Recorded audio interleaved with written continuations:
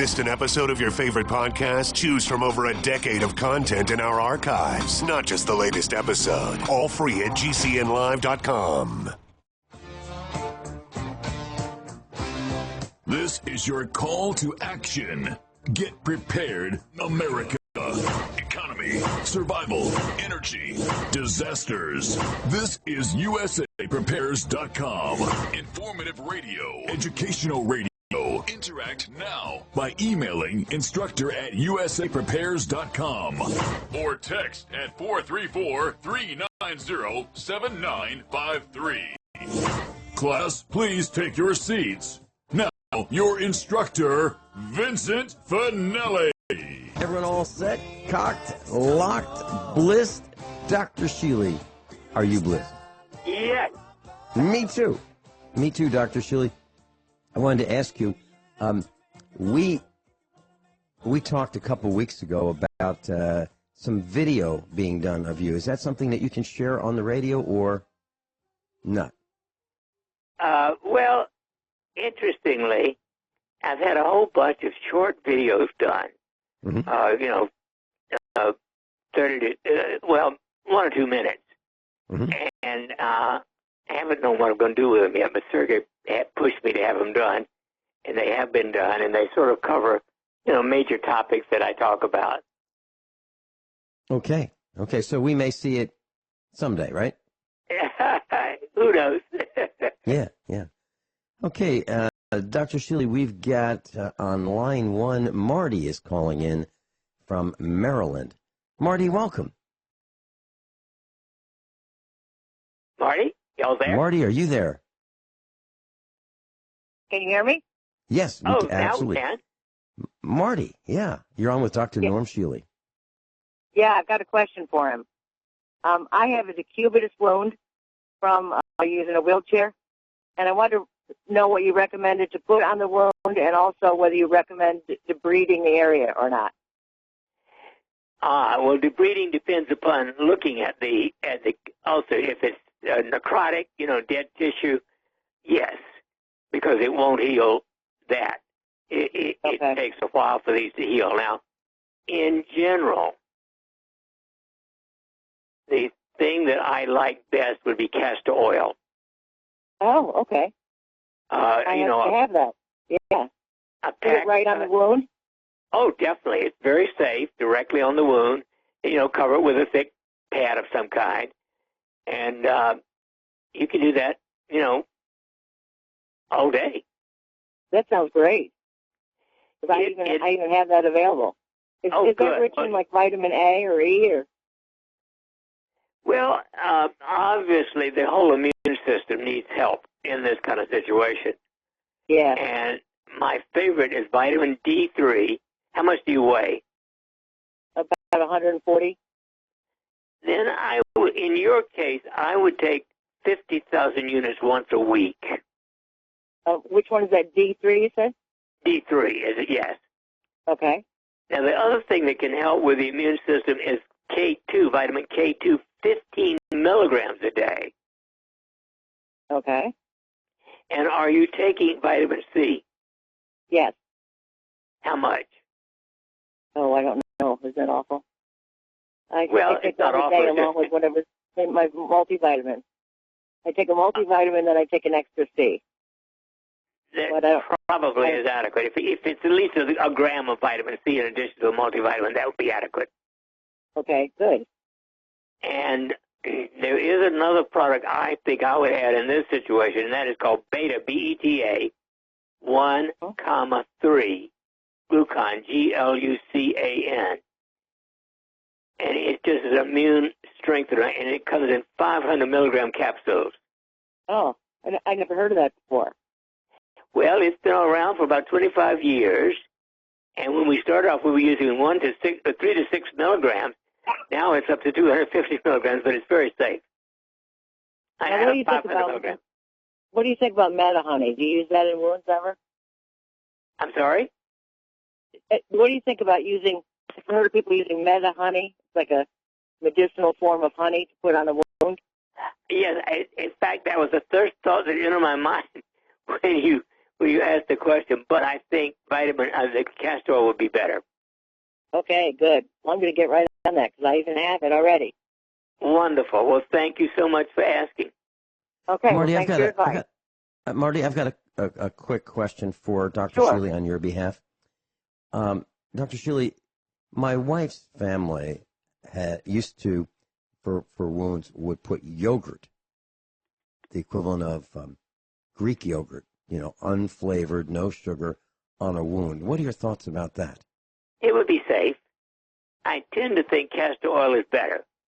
The reason I like castor oil is it's absorbed into the lymph system, and it sort of pulls lymph away from the tissue to help drain it. Okay. Now, would this be done with a bandage? Marty, can you say where your wound is? On my ischium? Yeah, well, Okay. it's done with a pad of some kind covering it, yes. Okay. And what do you All think about light therapy? I've heard some people putting it almost looks like a sun lamp.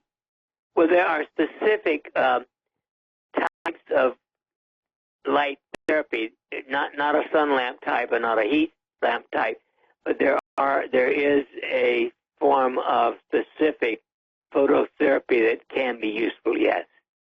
Oh, okay. A little clumsy, but it could be done. Good. Well, Dr. thank you. I Shealy, got some valuable you have information here. Well, we're not done, Marty, right? Dr. All Shealy, right. do you have any particular wavelengths of light that you're thinking should be investigated? Well, actually, I have one here that we bought at a medical meeting a couple of years ago, but I don't know that it has the frequency. It's just, phototherapy for wounds and that kind of thing. Okay. Okay. Well, good. Is there any I know. kind of specific bathing that you would recommend?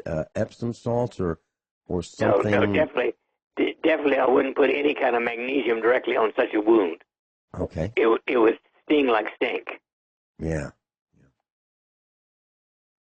Yeah, Okay, I've heard you could be in jeopardy of damaging the cells if you use something too powerful to clean it. Yeah, that's right. Magnesium directly on an open wound would be very uncomfortable. Okay. Cross that off the list, right? Right. Well, I'm going to use that castor oil right now. Thanks so much Good for your on you. advice. As our Australian friends would say, good on you, mate. Well, thank you. Marty, Thanks a lot. Calling. would you consider calling back and letting us know in a few weeks what you found out? Sure, I sure will. Okay. Great. Anything else, Marty? Okay. Thanks very much. Okay. Bye-bye. You're welcome. That was Marty. Marty in Maryland. I know Marty, class. Marty was my university chemistry lab partner, and I've been in touch with her all of these years, almost 50 years, Dr. Shealy. Marty and I have known each other, yeah. And I had to tell you, she was the prettiest girl in the chemistry class. Actually, I think prettiest girl at the university. And so I put my glassware down at the table, the lab table. I put my books down, came back, and there she was. And so we got a chance to spend half a century, together / apart, meaning we'd call each other, and I've been to her house and so forth, and met her children. She's met ours, and it's been great. It's nice having lifelong. One of the most essential things for health and longevity is a network of friends. Mm-hmm. Mm-hmm. Well, I absolutely agree with that. And now, when you say friends, you mean the two-way street type friends, where everybody is helping everybody, right? Rather than just Of course. Yeah. Well, Dr. Shealy, Speaking of friends, did you get my note about my moringa? I did. I'm so excited. So you have 7 plants that are 8 inches tall. Is that right? That's right. They just popped right up. Yep. And I'm experimenting. I have some outside in the eastern sun, and I have some in the western sun. And I think the eastern sun's doing a little bit better. Mm-hmm. So, class, you can buy you can buy the seeds, and you can buy them on the internet. I bought enough to share with Joey and Dr. Shealy and Dr. Shane, and they're growing. Dr. Shealy, I did something that I'd never done before. Uh-oh. Well, seriously, I decided that I don't know how much longer we're going to be on the radio. I don't know how much longer the power grid's going to be up. I don't really have any plans to, jump off the radio. But, something could happen. Well, the FCC could say, we're not allowed to talk anymore about the things that we talk about, or the government. I mean, I really don't know. So I decided to have some fun and do a research project at the same time. So I thought about when we could do this, and I called Dr. Richard Allen Miller. He's on every Thursday with us and has been for just probably a year less than you and I have been on, so maybe 7 years. And I asked him if he would perpetrate a hoax on the radio, and we would use yeah, we would use double speak, new speak. We each would several days in advance we'd build our own lexicons that we would we wouldn't share. We would not have a script. It was just simply we're going to weave a story. And the guidelines were, so Rick, if I say something and then I say, after I make a statement, your thoughts, Rick, then he would answer a completely non-related thing or topic, as if we're having two separate discussions together. And also within that, he would put together pieces of sentences that don't belong together. So he would use. So this is true. We did this.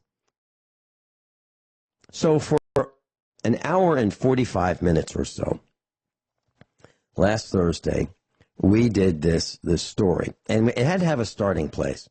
So I talked about gasoline and how water is literally, and this is all true, water is the only liquid that you, when you heat it, it expands, and when you cool it, it expands. All other liquids, when you heat them, they expand, and when you cool them, they get smaller. So we based buying gasoline on, the time of day, the weather, those kinds of things. But then the rest of the broadcast was total nonsense. And I made up words, and I even spelled the words, and we even said that we were going to do this. I said twice, just before we did this, that we were going to do this. And then during it, Rick started laughing, and he couldn't contain himself, and then we spilled the beans in a much more comprehensive way. So 3 times during the broadcast, we said, we're going to do it, and we did it.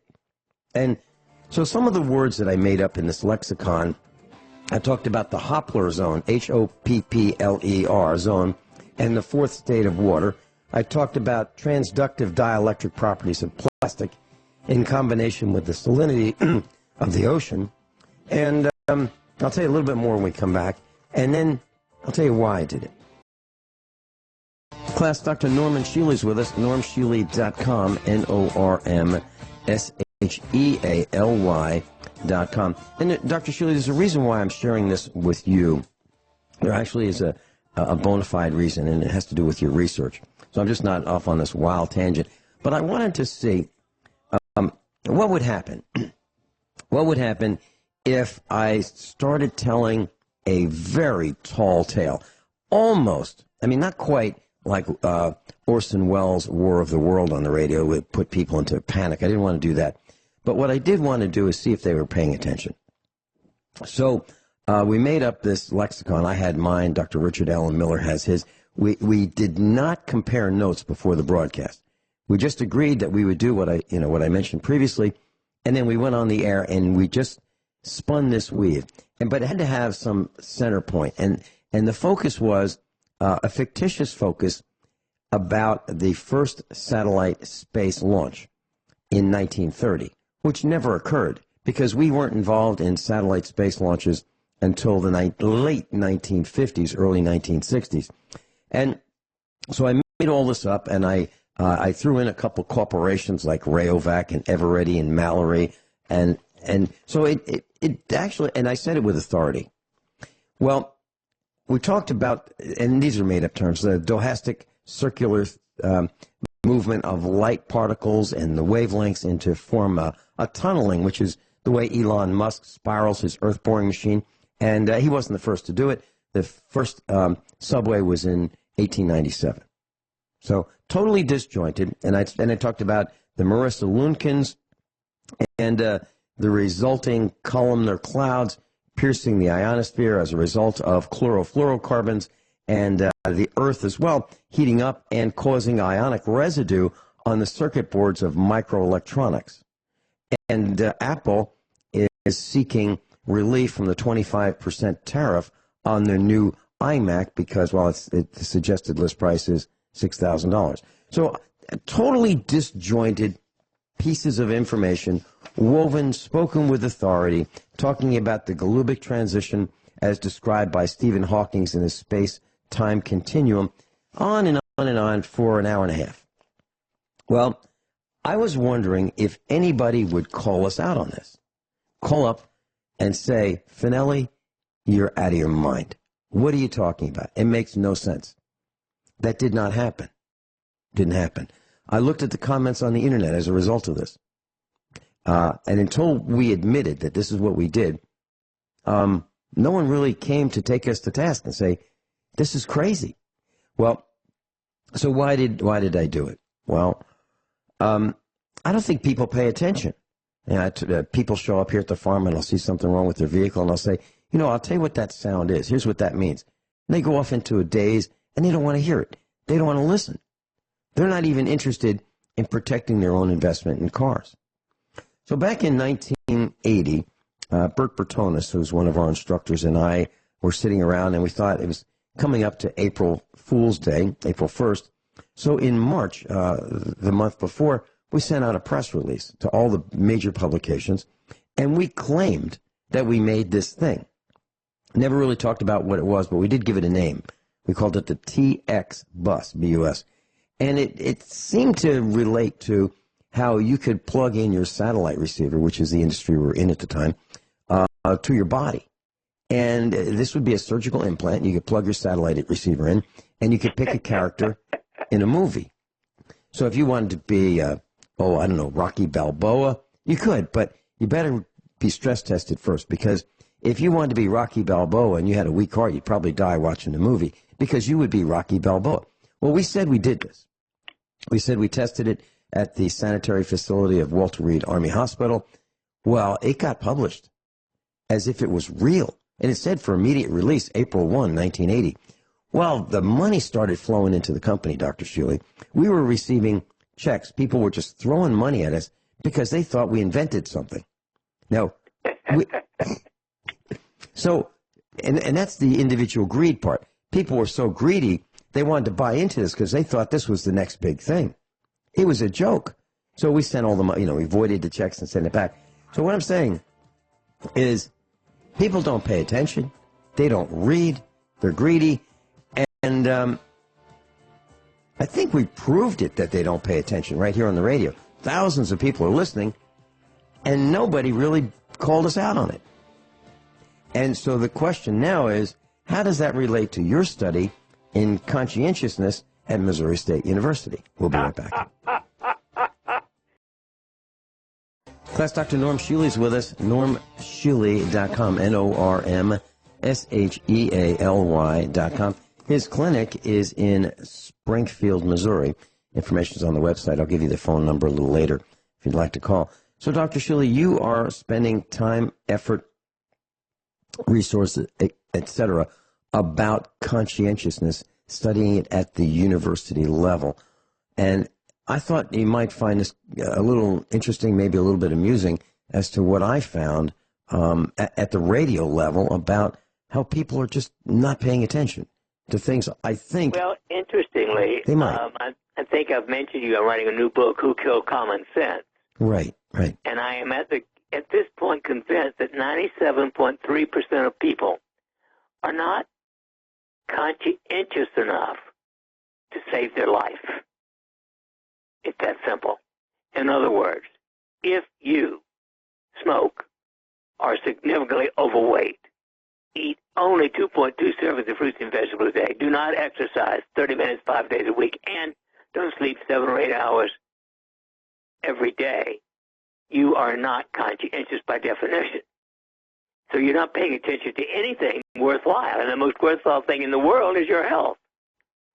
So people want a quick fix of some gadget that transports them out of their reality. That's what your statement just before the break tells me. Mm-hmm. And that is a fantasy world. It is crazy. It is beyond belief, but it's lack of conscientiousness. Sorry. But this has been around for a while. It's just getting worse. It's accelerating. The lack of, in my opinion, the lack of conscientiousness is accelerating at an accelerating rate. I can't help but wonder whether people have accepted the gargantuan evil empire and its effect on our health, and therefore they've been actually down, their IQ has been reduced. We know that from fluoride. And we know they've been poisoned with Roundup, and we know that 80% of the food sold in the grocery stores is pure junk. You might as well go to McDonald's. And McDonald's and all the fast food restaurants are pure junk. In other words, 80% of all the food available in this country is junk. That in itself is enough to dumb you down. It's fascinating that you mentioned this, Dr. Shealy, and I'll tell you why. I've been toying with the idea of doing this again this week, and I'm not sure if I'm going to ask somebody to be my cohort in this hoax or whether I'm going to just do it on Friday for an hour all by myself. But probably one of those two will occur.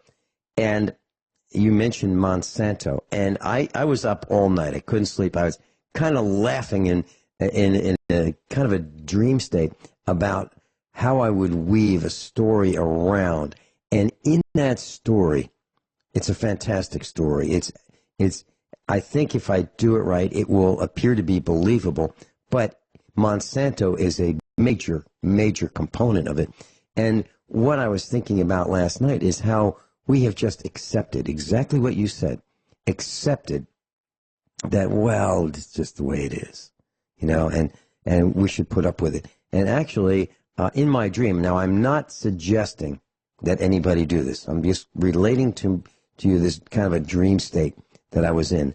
And I remember this. And I was thinking, why is it that from outer space, we would not be able to see the amount of light focused on Missouri, the state of Missouri, specifically Monsanto's corporate headquarters, where all of this is happening, the epicenter of these crimes against the world, ecocide, if you will, genocide, if you will.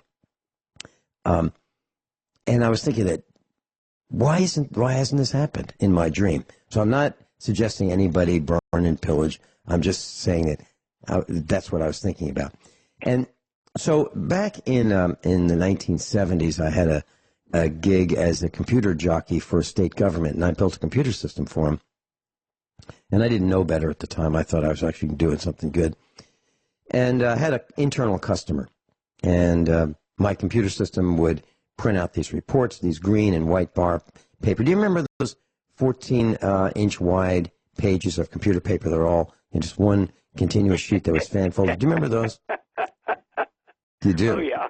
Okay. Well, I had one that was, 500 and something pages long, and it came out once a week, and I would deliver it to my customer who spent his workday on the same floor. And he would always complain. He'd be rooting around in the morning. Let's say it was Wednesday that I printed it out, and he'd be, in my office, where is it? And I'd say, well, I'm working on it. And so I'd get it to him that day, but it seemed like really important to him. And I wanted to find out just how important it was. So what I did was I got one of those binders, and it was a plastic-covered binder, and it had these pins that would go through the holes in the paper, and I bound it for him. And then the next week I did the same thing. And then I bound it inside out. Okay, the first couple pages you could read, you could open the cover and see them. But then the rest of the pages you couldn't read because they were inside, bound inside. The pages were backwards. Did he complain? No.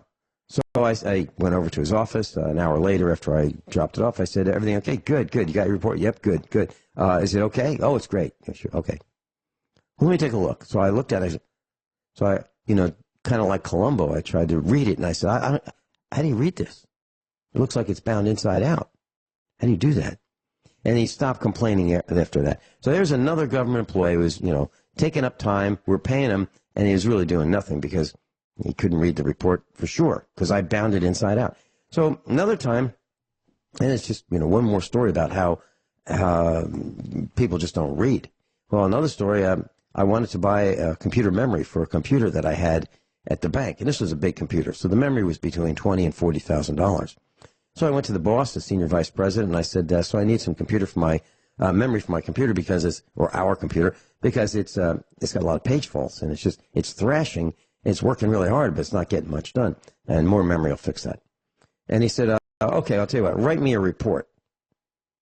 Okay, so what do you mean? Like a white paper on why you need this memory. So I wrote him a 16-page report, charts, graphs, page faults, and in the middle I put absolute gibberish, nonsense. And I dropped it off on his desk. A week later, I get it approved. I get the report back. It's approved. I can buy the memory. So I went over to see him later, and I said, good, I really appreciate that. So what'd you think of the report? Oh, it was good. It was good. It was good. So those are many stories about how people just don't read, Dr. Shealy. They want to create the illusion that they're paying attention. And I think it's going to cause us to go down, literally. I think we're going to go down from our own stupidity. Well, I can think of about 6 reasons why we should go down. And actually, the top of that list is our Congress. I got to tell you, I'm with you. I really am. If someone asked me that 10 years ago, I'd say, oh, no, we can fix this. I don't think we can fix it. I think it is so big, so vast, so wide, so deep, so pervasive, so corrupt, that it needs to collapse before, and we need to start over. Well, look what's happening in London now. Great Britain has fallen. It has literally fallen to the Muslim invasion. Mm-hmm. Mm-hmm. And if you think as far back as just even the 1970s, in the 1970s, Great Britain produced automobiles. They did. I mean, they made more than just wool sweaters. I mean, they actually made automobiles. MG, which stood for Morrison's Garage, Triumph. They made motorcycles. They had Jaguar, Rolls-Royce, Bentley. I mean, they had some pretty fine automobiles. Now, when you look, what happened to the MG? I don't know. What happened to Triumph? I don't know. What happened to Triumph motorcycles? I don't know. What happened to Jaguar? Well, that was bought by the Chinese. Ford bought Jag, and they couldn't handle it. It didn't work for them, so they sold it to the Chinese. So now if you buy a Jag, it's a Chinese car. So England has lost it. So when you think of England, what do you think of that is really great? What? I don't know. I can't think of anything. I can't think of anything that would make me say, well... It should no longer be called Great Britain. It is Little Britain. Or less Britain. Yeah. One of the things Germany is almost as bad. They're falling fast, and it's a shame. It's absolutely a shame. People are saying that Mercedes, used to be a really fine car. Last 15 years, not so much. And the same with BMW. I mean, BMW has a serious problem with the plastic parts in the car. They break. And when I say break, I mean they break. So if you have a radiator coolant tank that is the repository for your antifreeze, after a few years, maybe 5 years, it'll crack and leak.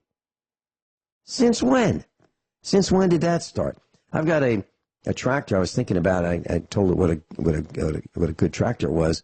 I was using it yesterday. It was built in 1989, and it was from Great Britain. It's an International 385 40 horsepower tractor. original rear tires after all these years, original brakes, original lights, all the lights, and the light bulbs, and the fan belt, and the water pump. It's all original. Everything is working great. Well, we reupholstered the seat. Other than that, and new tires, it's been perfect. Because we used to make things, and so did Great Britain, United Kingdom, that were good, but not anymore. So I'll probably do another one of these this week, and I promised the class that I will tell them when I do it, so they don't think that they didn't understand what I was saying. I will say I am going to do newspeak or doublespeak. And I think, and you know, Dr. Shealy, life is short, and I decided that, you know, I'm going to have some fun. Well, good on you, mate. So arsenic is in rice, Dr. Shealy. Captain John Regan mentioned this well over a year ago, and so arsenic is one of the is one of the staples for many countries.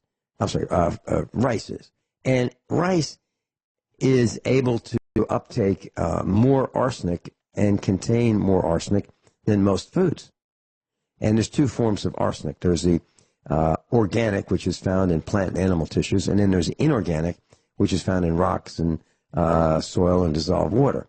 And that's the more toxic form. So the problem is that we've got arsenic everywhere, but it really accumulates in rice. So, and so what are we talking about? Rice milk, rice bran, rice-based breakfast cereals, rice baby cereals, rice crackers, brown rice syrup. And what about one other one? White rice, which is 99% of all that I ever hear about or see. Right. White rice is as bad as eating table sugar. It is a pure and Dr. carbohydrate. Shealy, I'm so glad you mentioned that, because I don't think people are thinking about that. I don't think people think that rice is toxic from the arsenic. So let's talk about what do you do about it. So if you're going to eat rice and you like Chinese food, I mean, what are you going to do? We'll be right back. Well, I've only got half the controls. Alex has the other half. And if you... I see that we've got someone calling in. Just let it ring. And Alex is doing many things simultaneously. So just let it ring, and he will get to you. And usually the time that he's freed up a little bit is just as we come back on the air after a break. Dr. Norman Shealy's with us. So, Dr. Shealy, so rice is susceptible to arsenic for a few reasons. One is it's grown in fields that are flooded, rice paddies, and they require lots of irrigation. And in many areas, the water is contaminated with arsenic. So what happens is the rice uptakes the arsenic from the water, and then the water that evaporates still leaves behind the arsenic. So the land, the ground, the rice paddy gets more and more and more contaminated with arsenic. And so by the the rice, way, yeah, in areas where they grow rice, where they previously grew cotton, like Missouri, yeah, the arsenic content is even higher because lead arsenate was used on the cotton fields. yeah. How dumb we are. Brown Right? rice actually has about 10% more arsenic than white rice. They get rid of a little bit by shelling the rice, so to speak. Mm-hmm. So my understanding is that there's some pretty serious health risks. Would you like to share with us what your thoughts are on health risks from eating? It's just part of the whole. I mean, look, Toasty Toasties, Kellogg's, Campbell's Soups, all of those things are toxic stuff.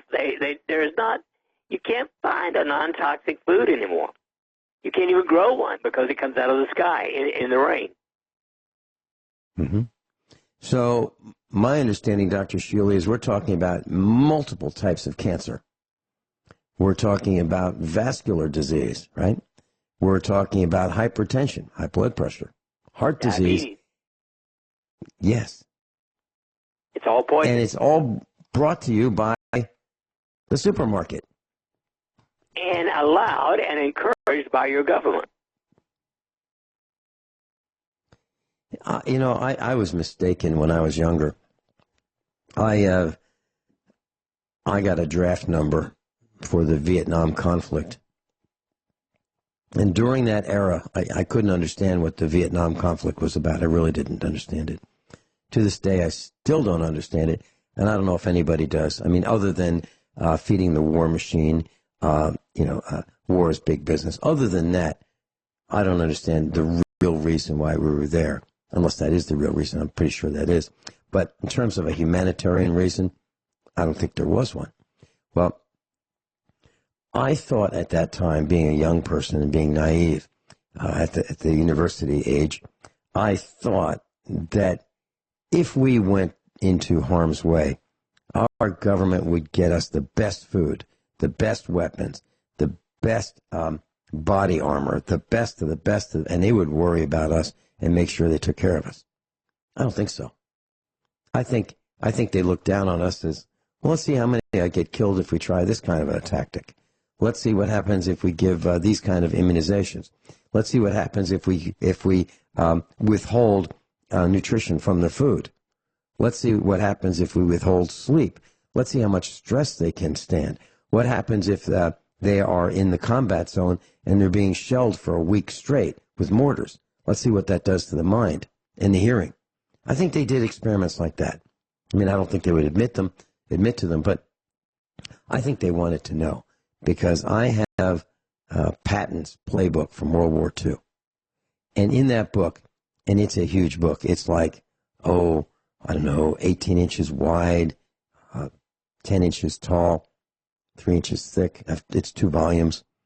And it has maps, and it shows, the maneuvers. It shows the battles. It shows how many were going to be involved, what the casualties were, what the injured were. And it's like, well, we're going to lose like 30%. 20% are going to be wounded. Let's do it. I mean, that kind of stuff. And you look at that, and it really makes you jaundiced toward supporting war. It really does. So, Dr. Shealy, is rice a concern for you? I mean, would you try to avoid rice? I mean, it's Taco Bell, right? I haven't had any in my house in 10 years. Okay. So there was a tip. I was reading some tips. Do you have any tips that you'd like to share before I go into this as to what you might do if you want to remove some of the arsenic from rice? No, go ahead. That's interesting. Okay. So if you want to reduce the arsenic in white rice or brown rice, what you want to do is use a solvent that the arsenic will dissolve into. And the easiest one is water, because water, as my dad would say as a chemistry instructor, water is the universal solvent. So you put the rice in water in the pot overnight, and you let it soak, and then you pour off the water before you cook it. So that's it. It's as simple as that. Let it soak, let the arsenic dissolve in the water, and pour off that water, and then use fresh water, preferably, of course, filtered water, for making rice. Dr. Shealy and I will be right back after top of the hour news and commercial announcements. And we're going to talk about TV and how dumb it's making us. Everyone all set? Cocked, locked, blissed? Hour number 2 of USA Prepares with Dr. Norman Shealy, medical doctor. Dr. Shealy, we talked about rice, we talked about arsenic, and it's as simple as this. If you're going to make it yourself, you just soak the rice overnight in water, plenty of water. The arsenic will be absorbed by the water, and you pour out the water and then add fresh water. And that's the plan if you're going to have rice. But it sounds to me like it's crazy to go to a restaurant and have rice, because I doubt that they would do anything like that. I don't think they're concerned about anything other than one thing. That means to me 99.9999% of all Chinese restaurants should be avoided. Absolutely. That's exactly what you're saying. They may be even worse than McDonald's. Well, I remember reading about this restaurateur who owned a Chinese restaurant, and he said the guy interviewing him said, I see you like monosodium glutamate. He says, absolutely not. But my customers do. Well, and if you want to try it, if you want to try Chinese, going to a Chinese restaurant, and you want to find out what is it about Chinese restaurants that makes the food taste so good compared to what you make at home, and you flat out can't do it at home. Well, if you ask them to prepare the food with no monosodium glutamate, no MSG whatsoever, you'll find out that theirs is no better than yours.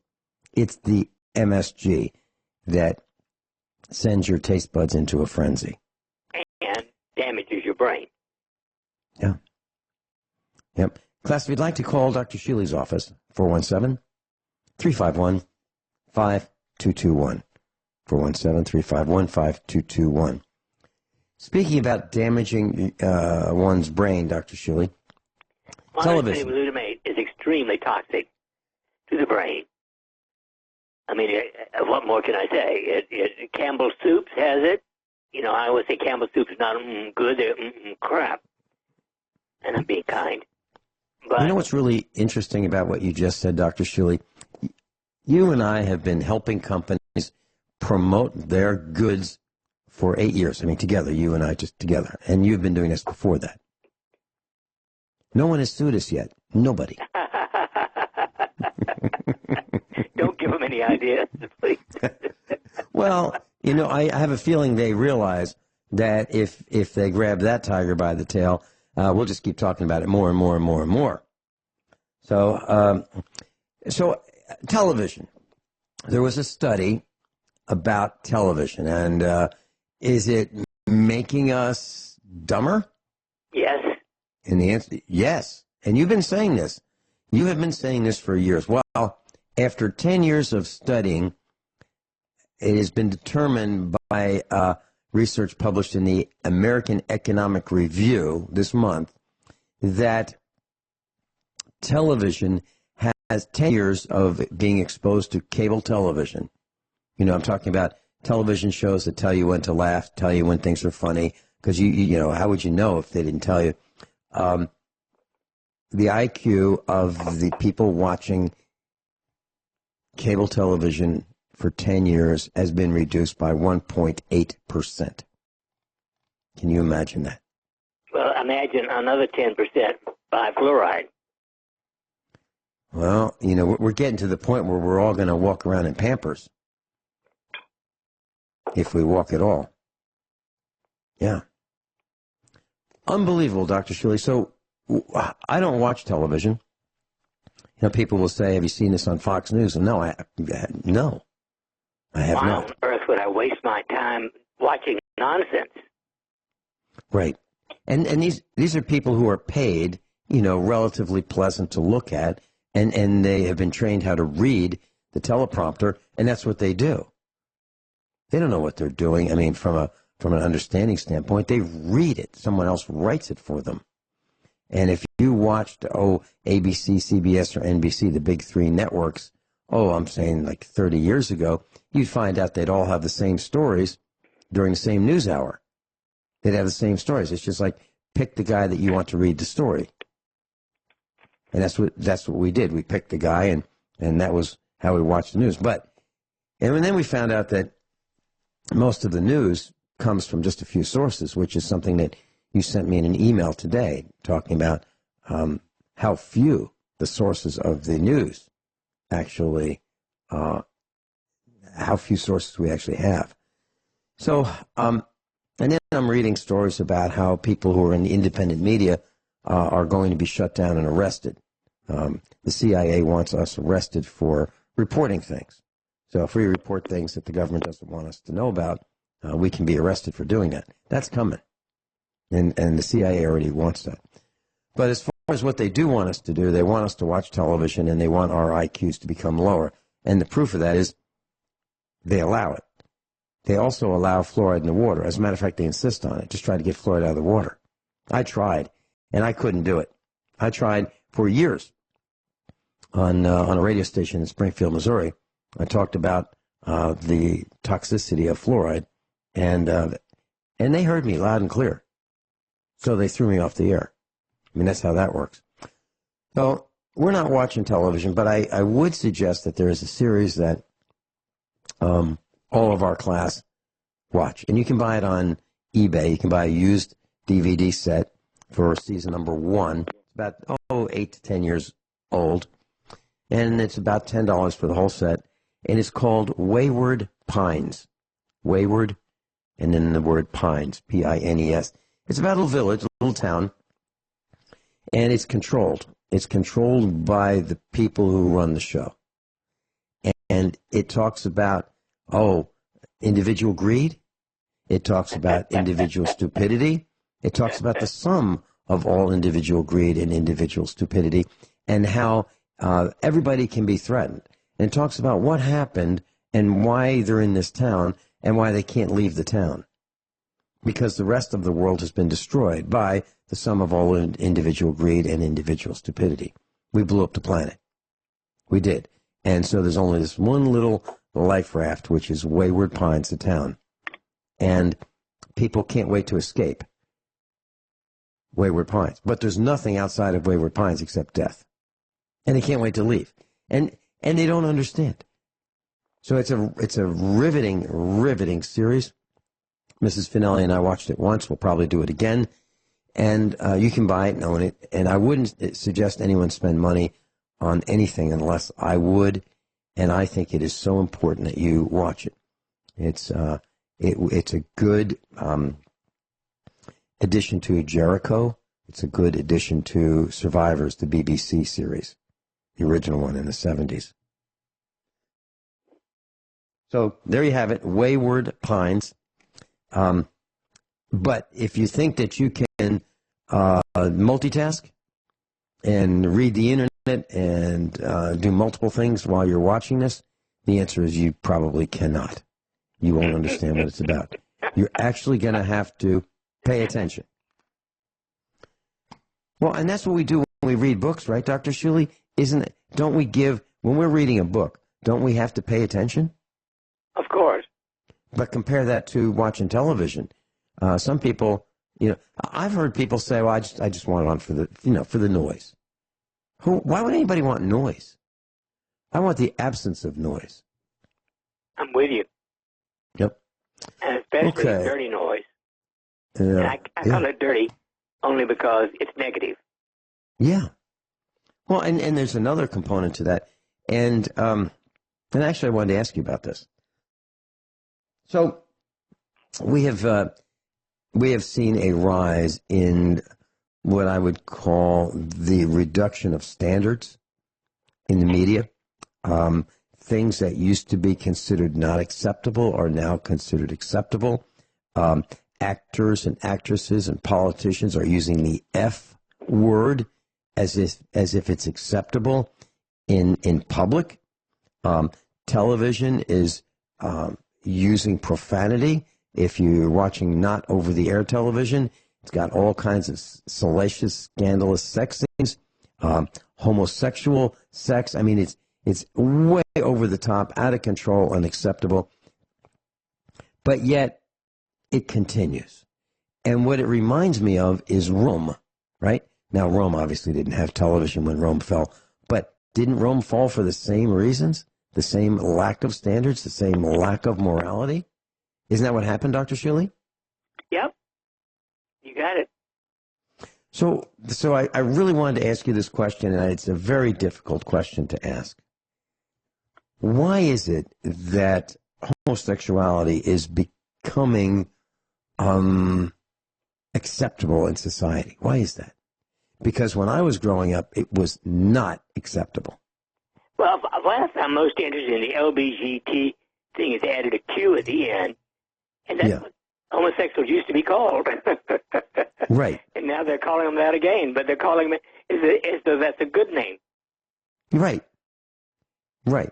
You're absolutely right. And they even had a television show called Queer Eye for the Straight Guy. Now, whatever that is. I'm glad I don't watch television. Right. Well, I've never seen it. I just saw the title. but queer eye for the straight guy. Well, honestly, Vince, what two people do together is none of my business. But I don't see bragging about it in public. Well, okay. I've got to tell you, I'm not on board with that, and I'll tell you why. We had Mrs. Finelli and I bought a series of apartment buildings and single-family homes that we bought as real estate investments years and years ago, back in the 1980s. I rehabbed them, fixed them up, put tenants in them, and we had a series of tenants. And one day, this couple said, "We'd love to rent this place from you. It's a really good rate." And I said, "Okay, so you guys are a couple." And I asked them where they worked, and they said they worked at this very fancy restaurant, and it was a real upscale restaurant in town. And I said, "Great," and they could afford it. And so we let them move in. And then a little bit later, they asked if they had some friends and they wanted to move in too, and it would be easier for them to afford the rent if there were two couples. And so I said, sure. So now we have two guys and two gals. But what I didn't understand at the time was with the first couple, they were gay. So they were a couple. I'm sorry, I said that wrong. There was a guy and a girl. They were not a couple. But when the second couple moved in, then we had two couples. We had two guys and two gals. So they misled me at first, letting me think that a guy and a gal was a couple. They weren't a couple. And they worked at a restaurant. And what I saw at that home that we rented made me sick to my stomach. And it made me really, really concerned about going out to eat. I'm talking about spreading of disease. We'll be right back. So, Dr. Shealy, what I'm talking about is what I would call risky behavior. And what I saw in the sets of homosexuals that we rented apartments or houses or buildings to, what I saw as the guy who would do the maintenance and fixing the sinks and the toilets and the water heaters and those kinds of things, what I saw was risky behavior, and it encouraged me not to eat at restaurants. So that's my concern. So when you talk about what they do behind closed doors, that's one thing. But if you go back to Bill Clinton, what he did in the Oval Office, people would say, well, what he does is, it has no effect on how he would run corporate USA. Well, that's nonsense. Bill Clinton was accused of all kinds of crimes. And the people who accused him of those crimes seemed to, shoot themselves in the head a couple times, things like that. Yeah, so I am concerned about the riskiness of the behavior. Any comments before we go on to the next topic? Well, you're right about, but I got to say, Vince, the average person takes great risk every day of their life because they don't pay attention to what they're eating, what they're doing, what they're thinking, what they're seeing. Mm-hmm. I mean, it's a risky world if you don't think. Right, and I don't want to leave home, really. I mean, I like staying home here on the farm because I feel comfortable here. Whenever I go to Springfield, either on the way to going to Springfield or on the way home, either somebody cuts me off, gives me the finger. It takes extreme risks with their life, which impacts me because I've got to slam on the brakes. I mean, it's crazy, this me first attitude that so many people have.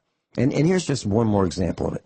So there's a story on the internet about, it's called The Banana Trick and Other Acts of Self-Checkout Thievery. And then the subheading of this article says, quote, anyone who pays for more than half of their stuff in self-checkout is a total moron, end quote. That's what it says. So what they're saying is, you don't have to be honest about this, and you can steal, and it's okay. And here's why they say it's okay. What they do, there are a couple ways of stealing at self-checkout. And I am not encouraging this, and I don't do it. It's called in the supermarket world is called external shrinkage. They don't call it shoplifting anymore. So what people do is they will weigh a bunch of bananas. They'll pick a bunch of bananas, and they'll say, oh, this weighs 3 pounds. Then what they'll do is they'll go over to the meat department, and the bananas are typically, 38 cents a pound, 42 cents a pound, something like that. They'll go over to the meat department, and they'll find a $13.99 a pound steak that weighs about 3 pounds, real close to 3 pounds. Then they'll take off the sticker from the bananas, the UPC sticker, and they'll put it somewhere on the top of the steak package. Then they'll go through the self-checkout, and they'll click on the banana sticker while they're checking out their steak. And then they'll put it in the weighing system, and it will weigh about right because it's 3 pounds of bananas versus 3 pounds of steak. It weighs about the same. That's what people are doing. And what does that mean? That means that the rest of us, the ones who are paying full price, have to pay for the ones who are stealing.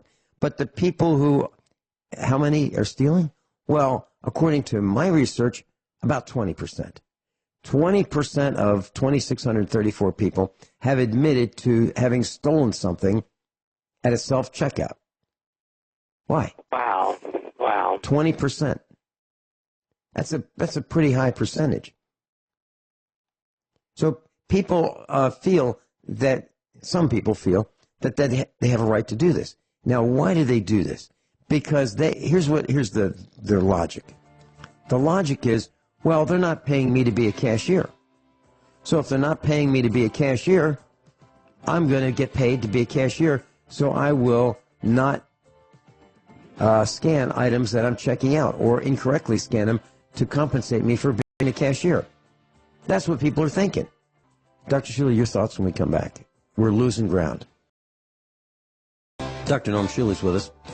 Dr. Shealy, theft is on the rise and morality is on the decline. Let me give you an example. So there was this guy who had a Tesla car. And this came from ZeroHedge.com. So it's in Florida, Lake Worth, Florida. And he looks outside his front window, and he sees a homeowner sees a Tesla car on his lawn.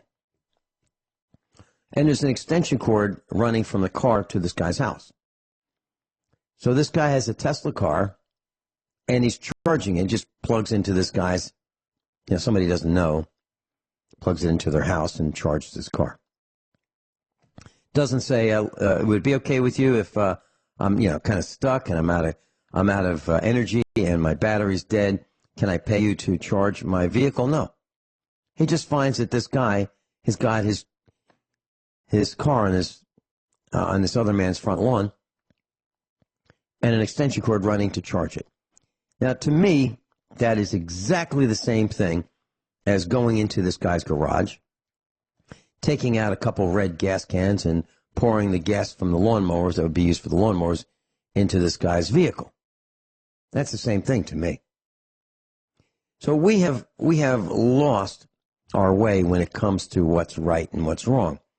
Now, I think if that were on my front lawn, I would probably take the time to go get my backhoe and drag that car off my front lawn and put it like in the middle of the road, like at an intersection. That's probably what I would do. I just can't believe that someone would have the guts to go steal electricity from someone else's outlet. Not ask, just steal it. Now, the homeowner was way nicer than I would be. He just let him have it and didn't charge him for the electricity. I think it's crazy. Any comments, Dr. Shealy, on that bizarre story?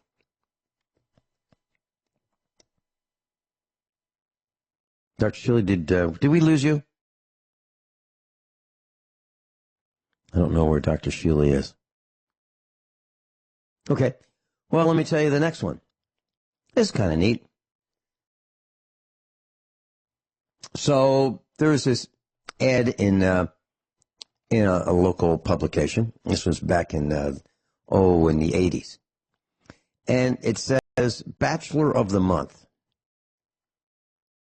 Financial strategist, and it has his name, 27 years old, talks only to people who make over $1 million a year. Exclamation point. If you're a cute Texas girl, write this New York Dynamo at 55 Water Street, 49th floor, New York City, 10041. And there's a picture of this guy. And this particular financial advisor is pretty well known. He was considered an eligible bachelor of the month in a magazine called Cosmopolitan.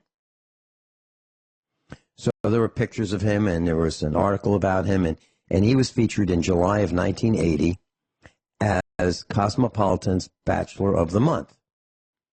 And they had a tiny advertising section for successful men across the country. And at the time, this guy was a Bear Stearns financial trader. And so he puts this ad in the magazine. And so who is he? Well, he's a guy that would rub shoulders with some interesting people. Donald Trump is one. Prince Andrew's another one. Bill Clinton's another one. So who is he? Well, you know him today by the name of Jeffrey Epstein. Jeffrey Epstein. So he placed an advertisement looking for a cute Texas girl. Now, girl, not lady, not woman, girl. If you're a cute Texas girl, now maybe there's a difference of understanding what the word girl means. Maybe he meant lady, but he said girl. So there you have it. And the more we learn about Jeffrey Epstein, that guy, the more we're learning that he was a Clinton supporter. He had a few clients. He hobnobbed with the wealthy, the elite, and we're starting to find out that those guys don't have the same morals and ethics that we have. Dr. Shealy, are you with us? I think we seem to have lost Dr. Shealy. I'm here. I hear you. You hear me? Okay. I can hear you now. Great. So did you hear what I said about Jeffrey Epstein? Well, I said crooks are crooks. Some crooks more crooked than other crooks. Mm-hmm. Mm-hmm. Yep. And so, but Cosmopolitan thought so much of him, he was featured on the cover of the magazine. Well, they're probably as just you know, as on as he. Yeah. So the reason that Rick and I, Dr. Richard Allen Miller and I did that broadcast for over an hour, actually like an hour and 45 minutes about doublespeak, was to show you that you cannot believe what is in the media. You, not even from us, because we pulled that off. We perpetrated a huge hoax just to show you, as a class, to show you firsthand how you can be misled by us. Now, I'm not saying that we do this all the time. We've only done it once. But I think we'll do it again this week. And I'll tell you. But you can be misled by the mainstream media. You can be misled by the media. It's unbelievable. Cosmopolitan saying that this guy is like an eligible bachelor, and boy, oh boy, you should look him up, because boy, what a great experience you will have with this pedophile. Robert in Kansas, welcome. You're on with Dr. Norm Shealy. Good morning, Vincent, Dr. Shealy. I called to ask Dr. Shealy a question about moonlight, but I wanted to ask you, Vincent, do you know that an organization by the name of NAMBLA is an official member of the United Nations? Well, I didn't know that, but that's the Man-Boy Love Association? Is that what you're talking about? North American Man-Boy Love Association is an official member of the United Nations, and so it lets you know, as far as world government, where they want to go with this perversion thing. The homosexuality stuff, you hear Rich Scheben talk about adult, mutual, consensual. That's really just a trick. They're getting regular, normal people to accept a form of perversion just to lead them down the road to accepting other forms. Like, for instance, incest. If you're adult, mutual, consensual, well, then you can have incest. And it just never stops. Inevitably, they want to bring about all perversions as legalized and normalized and celebrated. It's just the foot in the door with the celebration of homosexuality. That's really what it is. Robert, I'm going to disclose something that I don't think I've ever disclosed. And that is that normally, which is like probably 99.999% of the time, I don't challenge our instructors, no matter who they are. Okay? I let them say their piece, and I don't get into a contest with them about what they just said. I don't do it. However, that very, very small percentage of the time when it comes to homosexuality, I will not back down. I will not back down. And I'm with you. And we even have at the congressional level, we have incest. We have a Congress critter who married her brother. Now, what do you call that? Crazy. I don't know, Vince. I don't know what you call it. I just know that the people in charge, it's not about, two guys or two gals getting together and liking each other. It's not what it's about. This is a long-term satanic plan to bring about all perversion, pedophilia, bestiality, things that you can't even imagine. These people want to have sex with dead people, Vince. It is the most disgusting, evil thing you can think of. And the foot in the door is just celebrating gay marriage, having those parades, the pride in being sinful. And that's really what you're looking at. Eventually they'll say, well, why are you standing in the way of love when kids want to be involved sexually? You're getting in the way of love. You're the bigot for wanting to stop the love. That's what they're going to tell you. When in fact these people are just plain evil is what it is. I read a story this morning about this mother and father, and they had two young children. I'm talking like 10 and under. And they are so proud that the one who was born a girl decided that she really didn't want to be a girl, she wanted to be a boy. And the one who was born a boy decided that he didn't want to be a boy, he wanted to be a girl. So they have the world, maybe the world's first, certainly the country's first family with both children being transgender. And they are proud of it. I got to tell you, I would be embarrassed. And I don't know how parents can, there are a couple things that are really rough in a person's life. The death of a parent, the death of a spouse, the death of a child, and then finding out that your child is a homosexual. Those are the big ones to me. That's the end of your bloodline. And I've told. I have to say, I think transgender is even worse because that's a serious assault upon physical common sense. Well, I hope that's in your book, Dr. Shealy, because that. I have to add another chapter. Well, guys, think about it. If God created you as a man, Vincent, he basically set forth for you a destiny, the burdens, the responsibilities, all the things that are good and bad, right? He set forth for you to develop into a man and do your duty to God. Well, the transgender thing is just, it is Satanism in a way that is so clear, where they take a woman, let's say, and she's supposed to be a woman, a wife, a mother, to have children, and then they want to, mess her up sexually, give her hormones, sterilize her, make her into a man. It is a literal, it is the taking the creation of God and destroying it. That's what it is. Mm-hmm. And, when we were raising our daughter, I thought it'd be the coolest thing if she was a tomboy.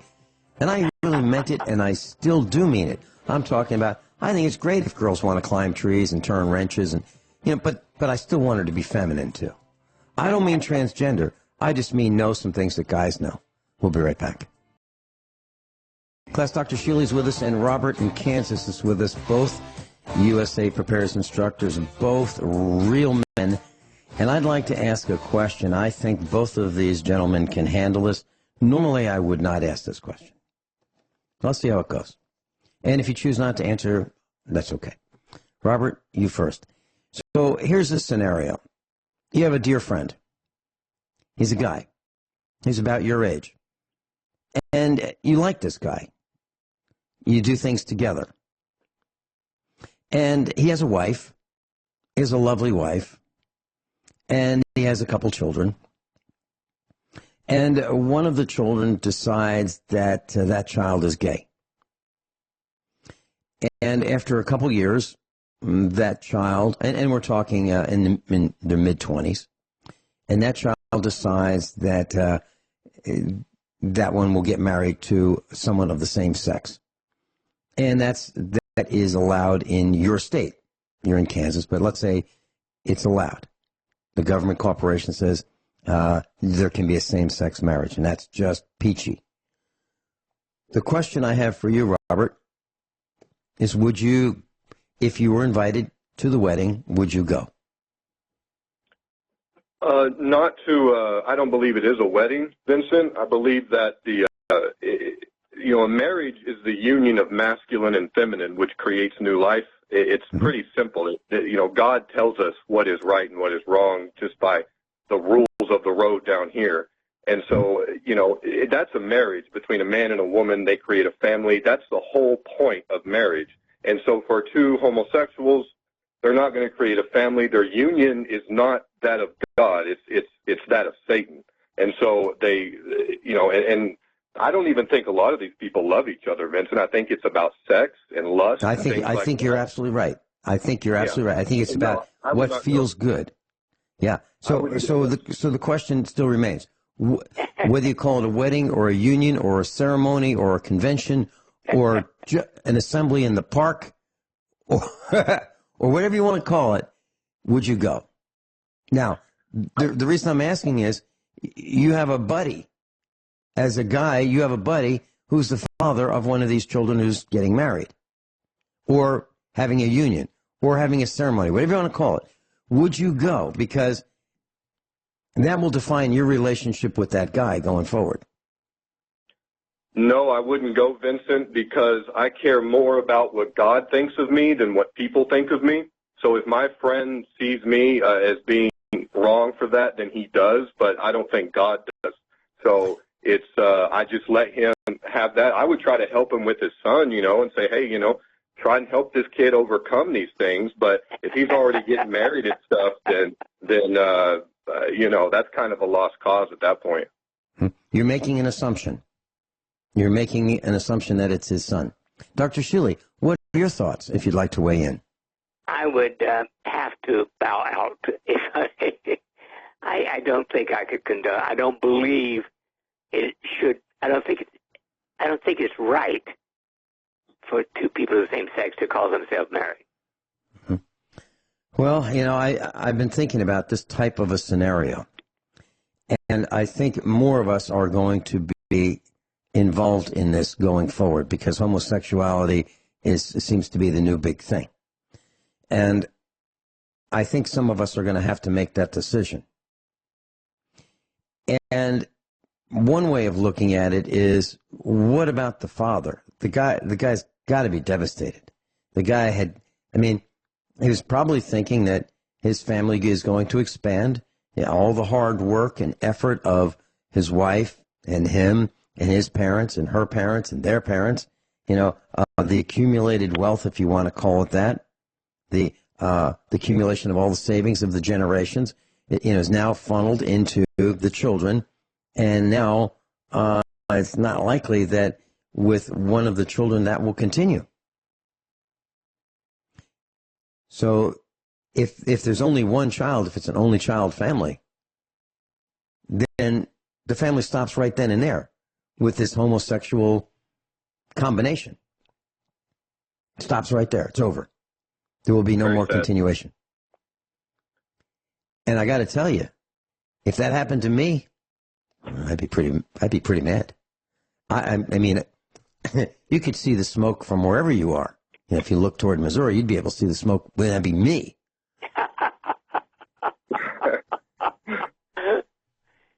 Oh, wow. I told our boys and our daughter, if you guys get the inclination that you are homosexual, don't come home.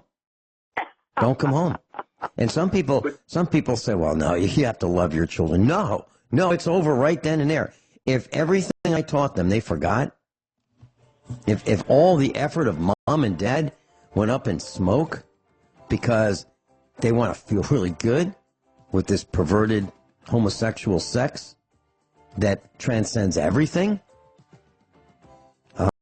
they're out of the will, and they're not coming home. And I don't love them anymore. I wouldn't love them anymore if that happened. What are your thoughts? Real quickly, Robert. I just think we need more of that, the intolerance of things that are evil, that are wrong.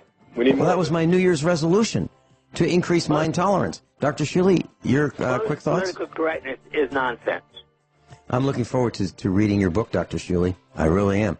Robert, Dr. Shealy, thank you so much for being with us today.